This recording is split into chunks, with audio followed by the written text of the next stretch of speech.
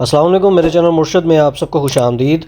जी, आज का हमारा जो टॉपिक है वो पाकिस्तान स्टॉक मार्केट के टॉप 10 ब्रोकर्स के हवाले से है। जब भी हमने कोई इन्वेस्टमेंट प्लेस करनी होती है तो हम उसके लिए कोशिश करते हैं कि बेहतरीन जो कंपनी है उसको सिलेक्ट करें। और ज़्यादातर लोगों के साथ जो फ्रॉड्स होते हैं वो इसी वजह से होते हैं कि वो ऐसे ब्रोकरेज हाउसेस में इन्वेस्टमेंट प्लेस करते हैं जिनकी रिकग्निशन जो है उस लेवल पे नहीं होती और ना ही उनकी वर्थ उस लेवल पे होती है मार्केट वैल्यू के हिसाब से। तो इस वीडियो बनाने का मकसद भी यही है कि आपको उन टॉप 10 कंपनी से आगाह किया जाए। जब भी आपने इन्वेस्टमेंट प्लेस करनी है कोशिश करें कि इन टॉप 10 कंपनीज में से ही किसी को सिलेक्ट करें, या जिस कंपनी को आप सिलेक्ट कर रहे हैं उसको देखें कि उसका डाटा जो है वो पाकिस्तान स्टॉक मार्केट के ऊपर कहीं वो डिफ़ॉल्टर सेगमेंट में तो नहीं है, या उसका कोई इशू तो नहीं चल रहा है। क्योंकि पाकिस्तान स्टॉक मार्केट पे डेली बेसिस पे अगर कोई मामला ऐसा नज़र आता है किसी भी ब्रोकरेज हाउस के हवाले से तो उसका नोटिफिकेशन जारी कर दिया जाता है। तो किसी भी किस्म के फ्रॉड से बचने के लिए पाकिस्तान स्टॉक मार्केट को डेली बेसिस पे विज़िट करें और उसके साथ साथ कोशिश करें कि टॉप 10 ब्रोकर्स या अच्छे ब्रोकर के साथ अपनी इन्वेस्टमेंट प्लेस करें। पाकिस्तान स्टॉक मार्केट के ब्रोकर्स के हवाले से डिटेल में बात करेंगे, लेकिन उससे पहले मैं एक चीज़ आपके साथ शेयर कर दूं। मैं अक्सर अपनी वीडियोस में इस टॉपिक पे बात भी करता हूं कि पाकिस्तान स्टॉक मार्केट को समझने के लिए बेहतरीन जो सोर्स है, बेहतरीन जो वेबसाइट है वो पाकिस्तान स्टॉक मार्केट की अपनी ही वेबसाइट है। यहाँ पे आपको डेली बेसिस पे हर शेयर के हवाले से, स्टॉक मार्केट के हवाले से मटीरियल इन्फॉर्मेशन हो या फाइनेंशियल रिजल्ट्स हों या कोई भी इन्फॉर्मेशन हो, उसका तमाम डाटा अपडेटेड मिलता है। आप उसके ऊपर 5 सालों की प्रीवियस हिस्ट्री को रिसर्च कर सकते हैं, कंपनी की जो चेंजेस रहे हैं पिछले 5 सालों में उनके ऊपर बात कर सकते हैं, और तमाम बेसिक डाटा जो भी कंपनी में इन्वेस्टमेंट करने के लिए रिक्वायर्ड होता है वो बेसिक डाटा आपको पाकिस्तान स्टॉक मार्केट पे मिल जाता है। बस करना आपने ये है कि डेली बेसिस पे स्टॉक मार्केट को उसी तरह से स्टडी करना है जिस तरह से मैं कोशिश करता हूँ कि जो डेली वीडियो बनाता हूँ उसको आप देखें, आपको समझने में आसानी होगी। अब चलते हैं जी पाकिस्तान स्टॉक मार्केट के टॉप ब्रोकर्स की लिस्ट में। तो यहाँ पर ये डाटा जो मैंशन है ये पाकिस्तान स्टॉक मार्केट का ये है जी 1 जनवरी 2026 से 31 जनवरी 2026 का, यानी कि जनवरी 2026 के डाटा के मुताबिक टॉप 10 ब्रोकर की लिस्ट है। इसमें मंथ ऑन मंथ बेसिस पे थोड़े बहुत चेंजेस आते हैं, तो आप मंथली बेसिस के ऊपर एक बार जैसे ही मंथ एंड हो तो आप पाकिस्तान स्टॉक मार्केट की वेबसाइट पे इन टॉप 10 ब्रोकर्स की लिस्ट को सर्च कर सकते हैं। तो जिसको स्क्रॉल डाउन करते हैं, ये टॉप 10 ब्रोकर्स की हमारी लिस्ट है। पहले नंबर पे एकेडी सिक्योरिटीज़ लिमिटेड है। एकेडी के नाम से सभी वाकिफ़ हैं, पाकिस्तान का बहुत बड़ा ग्रुप है और जनवरी के डाटा के मुताबिक जो पहले नंबर पे है वो एकेडी ग्रुप है जी। और ना ही सिर्फ इनकी समझ लें कि सिक्योरिटीज़ हैं, और इसके अलावा इनके म्यूचुअल फंड कंपनी भी है जिसको ये साथ साथ लेकर रन भी कर रहे हैं और चला भी रहे हैं। यहाँ पे एक चीज़ मैं ऐड करता चलूँ कि हर ब्रोकरेज कंपनी जो है वो ज़रूरी नहीं कि पाकिस्तान स्टॉक मार्केट में लिस्ट भी हो, लेकिन कुछ कंपनीज़ ऐसी हैं जिन्होंने अपने आप को पाकिस्तान स्टॉक मार्केट पे as a share, as a security list भी करवाया हुआ है। तो एकेडी के शेयर को भी हम डिस्कस करते हैं। तो जी पाकिस्तान के डाटा पोर्टल पे आना है पाकिस्तान स्टॉक मार्केट के, और यहाँ पर आप देख सकते हैं कि एकेडी सिक्योरिटीज़ का जो शेयर है ये यहाँ पे लिस्ट भी है। इसकी लास्ट जो क्लोजिंग प्राइस रही है फ्राइडे वाले दिन वो 48.18 की रही है, -2.59% डेप्रिशिएट किया है। जो वॉल्यूम रहा है वो 371 मिलियन का रहा है। इसके अलावा 1 ईयर का चेंज देखें तो 120% का रिटर्न इनके अपने ही जो लिस्टेड कंपनी है उसने भी दे चुका है। और 5 सालों की अगर हम प्राइस की देखें तो 5 सालों में भी अच्छा रिटर्न दिया है। 15.87 इसका 5 साल पहले का रेट था, और अब की क्लोजिंग प्राइस देखें तो 48.18 बनती है। तो इसको अगर हम परसेंटेज वाइज कैलकुलेट करें तो तकरीबन पिछले 5 सालों में 200% का एकेडी सिक्योरिटीज़ ने रिटर्न भी दे चुके हैं। इसके अलावा कंपनी की प्रोफाइल चेक करें तो कंपनी के जो सीईओ हैं वो मोहम्मद फरीद आलम साहब हैं, और बात करें फ्री फ्लोटिंग की तो फ्री फ्लोटिंग बहुत कम है। शायद ही इतने कम लेवल के ऊपर फ्री फ्लोटिंग हो। 95% जो कंपनी के शेयर्स हैं वो कंपनी की होल्डिंग के पास है, और सिर्फ 5% ऐसे शेयर्स हैं जो पब्लिक होल्डिंग में आते हैं, मतलब कि जो पब्लिक के पास है। कंपनी के फाइनेंशियल्स की बात करते हैं तो जी ग्रोथ नज़र आ रही है यहाँ पे क्लियरली।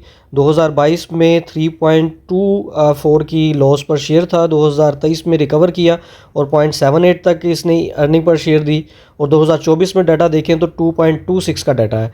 इसी तरह 2025 के डाटा के मुताबिक 5.66% की जो अर्निंग पर शेयर है कंपनी ने डिलीवर की है। तो कंटिन्यूस ग्रोथ आपको नज़र आती है। इसके साथ साथ जो टोटल इनकम है उसमें भी आपको कंटिन्यूस ग्रोथ नज़र आती है। और अगर डिविडेंड की बात करें तो इन टर्म्स ऑफ डिविडेंड भी कंपनी ने डिलीवर किया है। तो हमारा जो फॉर्मूला है कि कंपनी में जब भी कोई आपने इन्वेस्टमेंट प्लेस करनी है तो 3 चीज़ें आपने ज़रूर देखनी है। एक है जी कंपनी की हिस्ट्री देखें, प्राइस वाइज एप्रिसिएशन हुई है या नहीं। दूसरा हमने देखना है कि ईपीएस अर्निंग पर शेयर भरी है, उसमें ग्रोथ नज़र आई है या नहीं। और तीसरा ये है कि कंपनी ने डिविडेंड दिए हैं कि नहीं। आल्दो इस सिनेरियो में इन्होंने डिविडेंड कम दिए हैं, लेकिन फिर भी डिविडेंड गिविंग कंपनीज़ के अंदर ये फॉल करती है। तो ओवरऑल ग्रोथ के वाइज देखा जाए तो कंपनी की ग्रोथ भी अच्छी है, और ब्रोकर लिस्ट के अंदर देखा जाए तो पहले नंबर पे एकेडी ने डिलीवर भी किया है। जी इसके अलावा बाकी भी जो वेबसाइट्स हैं उनको भी आप स्टडी करें। जिस तरह मैं टॉप लेवल के ऊपर जो अदर वेबसाइट्स को स्टडी करता हूँ पाकिस्तान स्टॉक मार्केट को समझने के लिए, उसमें scstrade.com है। और यहाँ पे जाकर हम एकेडी की जो बाकी बेसिक प्रोस्पेक्ट हैं उनके ऊपर भी एक नज़र दौड़ाते हैं। कंपनी की मार्केट कैपिटलाइजेशन की बात करें तो इस टाइम पे 26.88 बिलियन की मार्केट कैपिटलाइजेशन है, जो कि काफ़ी ऐसी सिंगल इंडिविजुअल कंपनीज़ हैं या बड़े कॉर्पोरेट हाउसेस हैं जिनसे कंपनी की मार्केट कैपिटलाइजेशन ज़्यादा है। फेस वैल्यू की बात करें तो फेस वैल्यू कंपनी की जो है वो 10 है, और आजकल एक ट्रेंड भी चल रहा है जिसमें काफ़ी कंपनीज ऐसी हैं जो अपनी फेस वैल्यू को 10 से 5 पे नहीं बल्कि डायरेक्ट 10 से 1 रुपये पे लेके आ रही हैं। जिसमें रीसेंट 2 एग्जांपल्स हैं, एक तो FNEL की है जिसने अपनी फेस वैल्यू 10 से 1 रुपये पे की है। दूसरा रिसेंटली फ्राइडे वाले दिन अनाउंसमेंट हुई है क्लोवर कंपनी की, और उसने भी अपनी जो फेस वैल्यू है वो 10 रुपये से 1 रुपये पे कर दी है। फर्दर मोर ये हमने एकेडी की प्रोफाइल को भी स्टडी कर लिया। अब दूसरे नंबर पे जो कंपनी है उसको देखते हैं। जनवरी के डाटा के मुताबिक दूसरे नंबर पे जो पाकिस्तान की सबसे बड़ा ब्रोकरेज हाउस है वो JS ग्लोबल कैपिटल लिमिटेड है, जो कि पार्ट है JS बैंक सिस्टम का। JS के नाम से आप सब लोग काफ़ी मुतारिफ़ हैं। JS इन्वेस्टमेंट्स भी हैं काफ़ी, इनकी मल्टीपल इस ग्रुप की मल्टीपल कंपनीज़ हैं, जिसमें से एक JS ग्लोबल कैपिटल लिमिटेड भी है। तो एकेडी की तरह जी JS कैपिटल लिमिटेड जो है, JS ग्लोबल कैपिटल लिमिटेड, ये भी लिस्टेड है, और इसके जो वर्किंग हुई है फ्राइडे के हिसाब से वॉल्यूम सिर्फ 7 रुपये का रहा है, और इसकी करंट प्राइस जो है वो 177.53 है। कंपनी की प्रोफाइल देखें तो 1 ईयर के अंदर 40.90% का रिटर्न है, और 5 ईयर के हिसाब से अगर इसकी प्रोग्रेस रिपोर्ट देखें तो 85 से 177 है, तो तकरीबन कोई 100% का गेन है। इन कंपैरिजन अगर हम एकेडी की बात करें तो उनका रिटर्न जो था वो 200% था, और इनका 100% रिटर्न है 5 सालों की ब्रैकेट के दौरान। इसकी फ्री फ्लोटिंग की बात करें तो इनकी 10% है पब्लिक के पास, और 90% जो है वो कंपनी के पास होल्डिंग है। कंपनी की प्रोफाइल स्टडी करते हैं फाइनेंशियल्स में, और इसके मुताबिक जो कंपनी की ग्रोथ है वो 5 सालों में कोई ख़ास नहीं रही है। 14.27 2021 में अर्निंग पर शेयर थी, और 2024 में जो अर्निंग पर शेयर रही है वो 16.54 रही है। डिविडेंड्स की बात करें तो कंपनी ने डिविडेंड्स नहीं दिए हैं। जी तो लेटेस्ट डाटा के मुताबिक मार्केट की जो कैपिटलाइजेशन है वो 4.88 बिलियन है। इन कंपैरिजन एकेडी के जिनकी कैपिटलाइजेशन जो है तकरीबन को 27 बिलियन बनती है, उससे काफ़ी कम है। और कंपनी की फेस वैल्यू देखें तो 10 रुपीज़ है जी। तीसरे नंबर ब्रोकरेज हाउसेस में जो सबसे बड़ा नाम है जो तीसरे नंबर पे आता है मुनीर खनानी है। Mohammad Ahmed Khanani securities limited. तो जी इनके केस में जो कंपनी है वो लिस्टेड नहीं है पाकिस्तान स्टॉक मार्केट के अंदर। चौथे नंबर पे के ट्रेड सिक्योरिटीज़ लिमिटेड है, और ये भी पाकिस्तान का एक बड़ा ग्रुप है in terms of brokerage houses, इसीलिए टॉप 10 लिस्ट के अंदर फॉल करता है।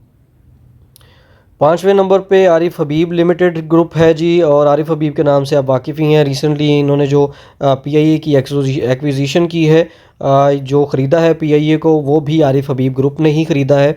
उनके साथ बाकी कंपनीज़ भी उसमें शामिल हैं, लेकिन जो सरफ़हरिस्त नाम है वो आरिफ हबीब ग्रुप ही है।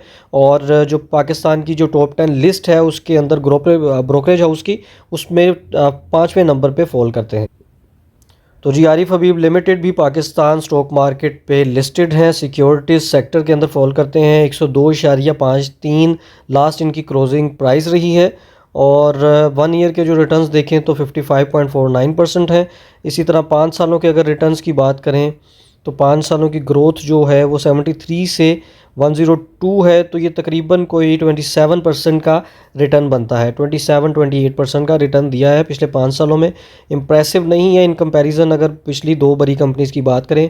फ्री फ्लोटिंग के अंदर 25% शेयर्स हैं, अर्निंग पर शेयर की बात करें तो जो ग्रोथ है जी पिछले 5 सालों की अगर देखें तो 12.65 से 14.99 पर है।